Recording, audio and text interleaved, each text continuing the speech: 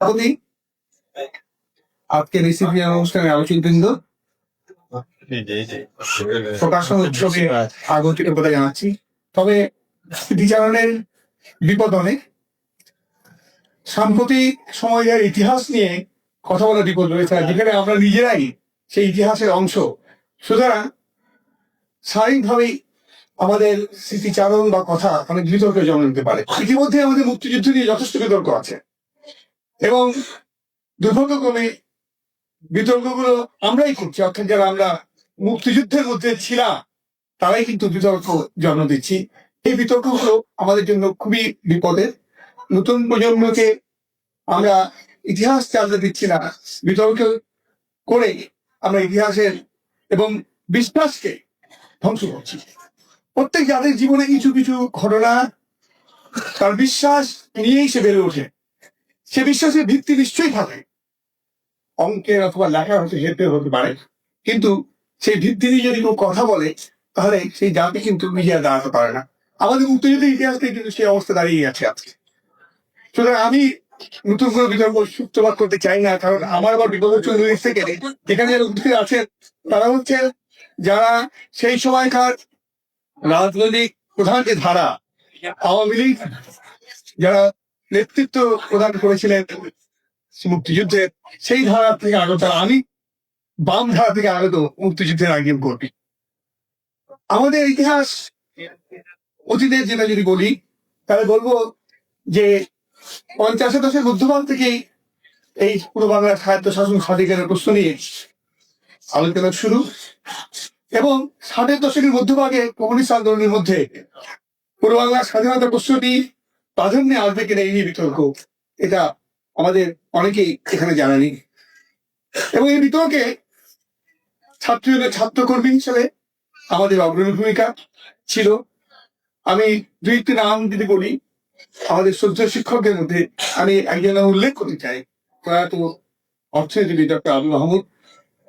তাকে কেন্দ্র করে সেদিন বিশ্ববিদ্যালয়ে গড়ে উঠেছিল একটি চক্র, যে চক্রের প্রায় সেই আলোচনার মধ্যে পুরো বাংলার স্বাধীনতা প্রশ্নটি উচ্চারিত হতো। এবং সে সময় আমাদের যে কল্পনা ছিল সেই কল্পনা বাস্তবের সাথে এতই পার্থক্য ছিল যে আমরা যখন ভাবতাম মুক্তিযুদ্ধ করতে গেলে পদ্মার চরে লাঠির খেলার, অর্থাৎ লাঠির যে লাঠিয়ালের যে ট্রেনিং, এটা নিলেই বোধহয় মুক্তিযুদ্ধ হবে। এ ধরনের অনেক কল্পনার মধ্যে দিয়েও আমরা এগিয়েছি, কিন্তু স্বপ্ন আমাদের চলেছিল। সেই স্বপ্নটি আমরা বাস্তবে দেখতে চেয়েছি, এবং সেদিনকার বাম আন্দোলনের মধ্যে এ নিয়ে তুমুল বিতর্ক, যেটা পরবর্তীকালে পূর্ব পাকিস্তান কমিউনিস্ট পার্টির মধ্যে বিভক্তিও নিয়ে আসে। এবং 1969-এর গণঅভ্যুত্থানের পরে জেল থেকে বেরিয়ে এসে প্রথম যে জায়গায় দাঁড়িয়ে আমরা এই বিভক্তির যে লাইন নির্ধারণ করি, তার মধ্যে একটি প্রশ্ন ছিল পূর্ব বাংলার স্বাধীনতা। সেদিন পার্সির শাহপুরে কৃষকের সম্মেলন ছিল। সেই সম্মেলনে মোল্লা ভাসানীর গান সেই সম্মেলন অনুষ্ঠিত হয় 1969-এর অক্টোবর মাসে। সেই সম্মেলনে লাল টুপি পরিহিত অগরণ কৃষক, যে গ্রামের মানুষরা পরবর্তীকালে মুক্তিযুদ্ধের সবচেয়ে বড় ভূমিকা পালন করেছেন, তাদের কণ্ঠে স্লোগান ছিল শ্রমিক কৃষক অস্ত্র ধরো, পূর্ব বাংলা স্বাধীন করো। এটা আমি জানি না মুক্তিযুদ্ধের কোনো ইতিহাসের বইতে এর স্থান আছে কিনা, কিন্তু কণ্ঠটা এসেছিল এটা কৃষকদের কাছ থেকে 1969-এর গণঅভ্যুত্থানের মধ্য দিয়ে। এবং পরবর্তীকাল 1970-এ সন্তোষের কৃষক সম্মেলনে এই স্লোগানটি আরো দৃঢ়ভাবে উচ্চারিত হয়।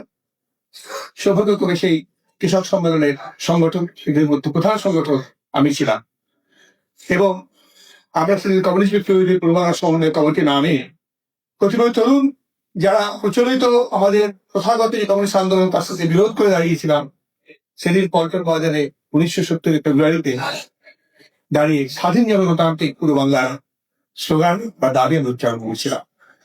আমার মনে আছে আজ সেদিনকার জনপ্রিয় এবং আজকের জনপ্রিয় ইত্তেফাক, সেদিন তার উপসংবাদে যদি বলতে রেখেছিল কতিপয় চীনাপন্থী বিচ্ছিন্নতাবাদী যুবক, তারা আজকে স্বাধীনতার কথা বলছে, সামরিক শাসকটা কি চক্ষু বুঝিয়ে আছে?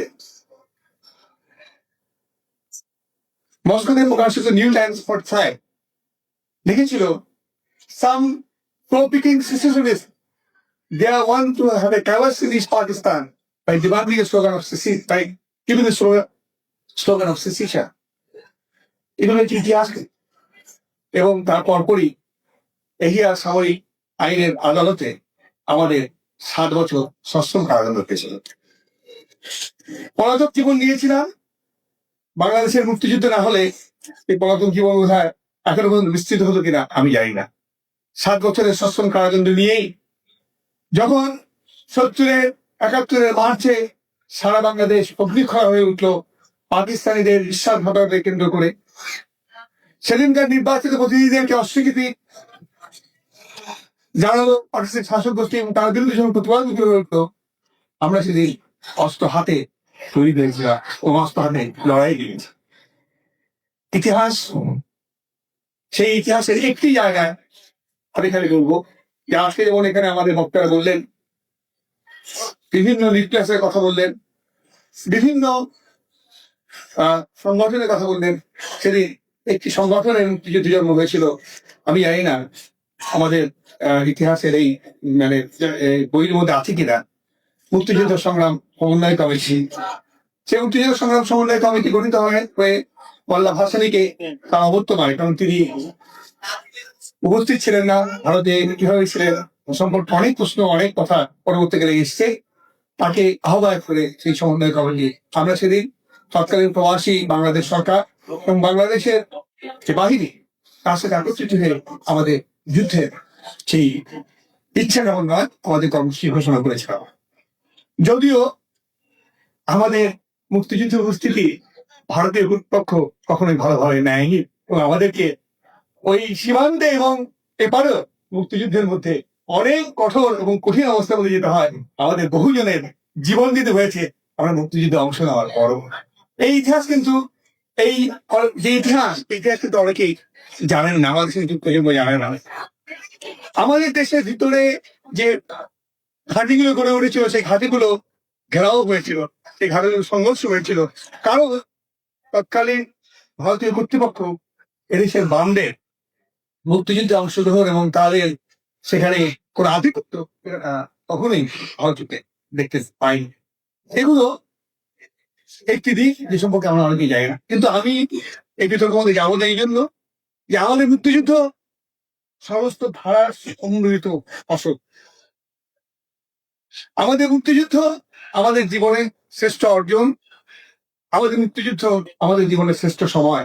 এই সময়টি একই দিনে এক বেলায় বা একটি ঘটনার মধ্যে দিয়ে আসুন ঘটনা পরম্পরায় আন্দোলনের ক্রমধারায়, যে আন্দোলনে আমাদের পূর্বসূরীরা ছিলেন, ভাষা আন্দোলনে অথবা 50-এর দশকের আন্দোলনে, আমরা ছিলাম 60-এর দশকের আন্দোলনে, 70-এর দশকের আন্দোলনে যেটা আমাদের উত্তরসূরি ছিল, তার মধ্যে দিয়ে এদেশের মুক্তিযুদ্ধের সৃষ্টি।